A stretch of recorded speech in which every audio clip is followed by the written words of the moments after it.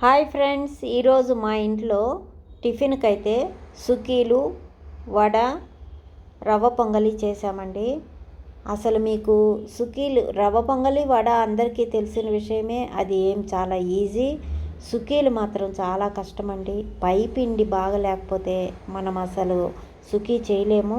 సుకీ పైపిండి ఎలా చేసుకోవాలన్న దానికే మీకు నేను ఇప్పుడు వీడియో చూపిస్తున్నాను. తప్పకుండా ఈ విధంగా చేసుకోండి. ఒక్కటి కూడా పగలకుండా ఎంత బాగా వస్తాయో. పూర్ణాన్ని అయితే ఈ విధంగా రెడీ చేసుకోండి. పూర్ణం అయితే అందరికి తెలుసు కదా, ఒబ్బట్లకు చేసే పూర్ణమే. సేమ్ ఒబ్బట్లకి లోపల మనం ఎలా పూర్ణం చేసుకుంటామో అదే పూర్ణము.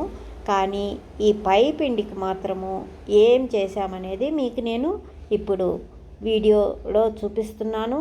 అలాగే డిస్క్రిప్షన్లో కూడా మెజర్మెంట్స్ అన్నీ కరెక్ట్గా పెడతాను చూడండి. పై పిండికి 1 గ్లాసు మినపప్పుకి 2 గ్లాసులు బియ్యం వేసి బాగా కడగండి. కడిగేసి ఒక 4 గంటలు నానబెట్టండి. తర్వాత మీరు మిక్సీకి వేసి మళ్ళీ 6 గంటలు దాన్ని సపరేట్గా మూత పెట్టి పక్కన పెట్టండి. దానికి మళ్ళీ కొంచెము ఒక 4 స్పూన్లు మైదా వేసి కలపండి. కొద్దిగా ఉప్పు వేయండి. బాగా కలిపేసి పక్కన పెట్టుకోండి. ఇప్పుడు ఈ పూర్ణాలు రెడీ చేసుకొని ఆ పూర్ణాన్ని ఒక్కొక్క దాన్ని మనం ఆ పిండిలో ముంచుతూ ఈ విధంగా వేసుకోవాలండి. చూడండి, ఒక్కొక్క ముద్దని, పూర్ణం ముద్దని ఆ పిండిలో ముంచుకొని ఈ విధంగా అయితే వేసుకోండి. ఒకదానికి ఒకటి అంటుకోకుండా మీకు పగలకుండా ఎంత బాగొస్తాయో. ఎన్ని సుకీలైనా చేసేయచ్చు ఇబ్బంది లేకుండా. పైపిండి మాత్రం ఈ విధంగానే చేసుకోండి. మీకు అసలు పగిలే ఛాన్సే ఉండదు. చాలా బాగొస్తాయి. తప్పకుండా ట్రై చేయండి. మేము చేసి అలా గిన్నెలో వేస్తున్నామో లేదో అయిపోతున్నాయి, మళ్ళీ తీసేస్తున్నా, మళ్ళీ అయిపోతున్నాయి. అంత బాగొచ్చాయండి. మాకు కూడా ఈజీగా అనిపించకుండా చేసి వేసాము.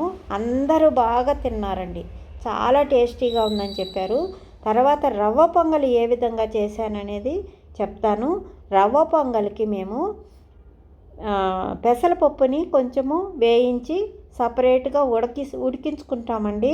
తర్వాత మనము ఈ రవ్వని మనం ఉప్మాలాగా చేసేసి రవ్వ పిండి అది ఉంది కదా, మనం పెసరపప్పును ఉడికించుకున్న దాన్ని దాంట్లో పోసేసి ఈ విధంగా పొంగలైతే రెడీ చేస్తాము. చాలా బాగుంటుంది. అలాగే కరకరలాడే గారెలు. ఈరోజు మాకు టిఫిన్కి కరకరలాడే గారెలు, రవ్వ పొంగలి, బూరెలు, రోటి పచ్చడి అండి. టమాటా రోటి పచ్చడి ఆ పొంగల్లో వేసుకొని తింటూ ఉంటే ఉంటుంది ఇంకా అంతే, అదిరిపోయింది. అసలు అందరూ గిన్నెలు ఖాళీ అయిపోయినాయి అనుకోండి. అలా పెడుతున్నాం, అలా అయిపోతున్నాయి, అలా పెడుతున్నాం, అలా అయిపోతున్నాయి. ఈ వీడియో నచ్చితే మాత్రం ఒక లైక్ చేయండి, షేర్ చేయండి, సబ్స్క్రైబ్ చేసుకోండి మరి.